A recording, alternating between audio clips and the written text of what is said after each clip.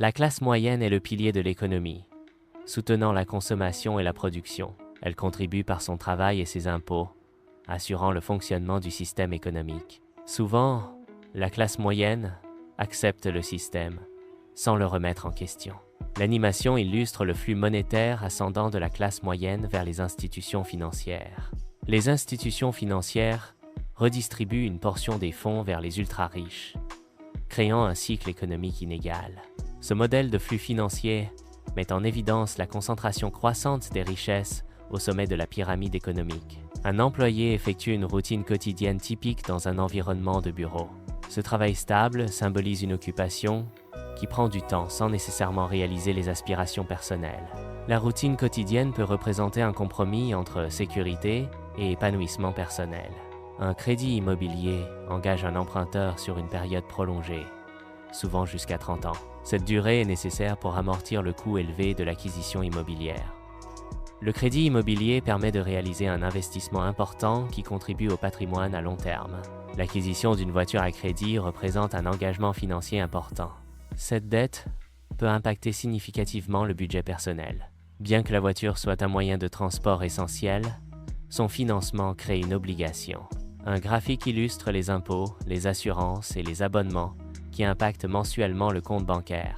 Ces dépenses récurrentes réduisent le solde disponible, affectant la capacité d'épargne et d'investissement. La visualisation de ces charges permet une meilleure gestion budgétaire et une planification financière éclairée. Une comparaison visuelle illustre comment les ultra-riches évitent les impôts grâce à leur société. Les sociétés servent de véhicules pour accumuler et gérer la richesse, réduisant ainsi l'impôt sur le revenu personnel. Les stratégies d'évitement fiscal impliquent souvent des structures complexes et des juridictions à faible imposition. Les actifs sont des ressources qui génèrent des revenus ou augmentent la valeur. Les passifs sont des obligations ou des dépenses qui diminuent la valeur. La différence entre les actifs et les passifs détermine la santé financière. L'investissement crée de la richesse en générant des actifs et des revenus futurs. La consommation dépense la richesse en utilisant des biens et des services pour satisfaire les besoins immédiats.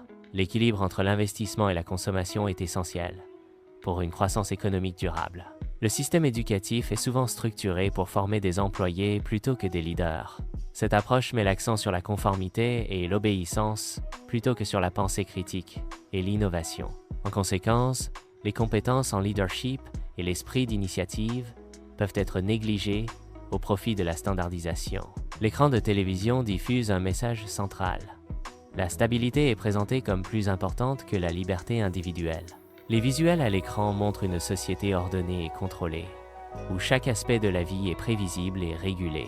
La liberté, en revanche, est dépeinte comme chaotique et dangereuse, conduisant à l'instabilité et à l'incertitude. Un guichet automatique représente un point d'interaction financière courante. Les intérêts payés par les clients constituent une source de revenus pour les banques. Les banques tirent profit des opérations financières quotidiennes de la classe moyenne. Une simulation de conversation sociale illustre des conseils tels que « rester raisonnable ». L'incitation à acheter une maison est présentée comme un conseil financier courant dans les interactions sociales. Ces conseils reflètent des normes sociales et des attentes financières souvent partagées. La liberté financière commence là où la peur du manque cesse d'exister.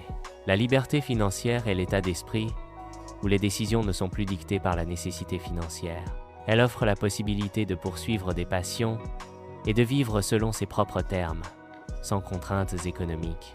La peur du manque est une stratégie publicitaire qui exploite l'anxiété des consommateurs face à la possibilité de rater une offre ou une expérience.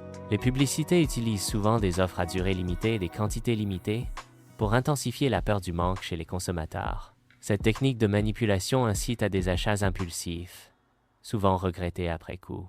Des symboles énigmatiques représentent un code caché. Ce code caché est la clé pour échapper au piège. La séquence correcte des symboles active le mécanisme de libération. Les passifs diminuent la valeur nette, tandis que les actifs contribuent à l'accroître. La transformation des passifs en actifs est essentielle pour la croissance financière.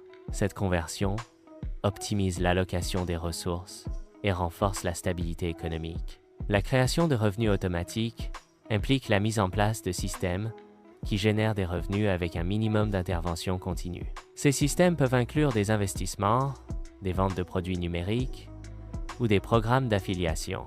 L'objectif est de créer une source de revenus qui fonctionne de manière autonome, nécessitant peu de gestion quotidienne. Une animation du cerveau illustre la nécessité de penser différemment pour atteindre le succès. La flexibilité mentale est un facteur clé de l'innovation et de l'adaptation aux défis.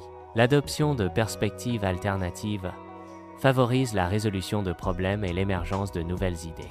Des chaînes massives, symbolisant la contrainte, sont initialement serrées et sombres.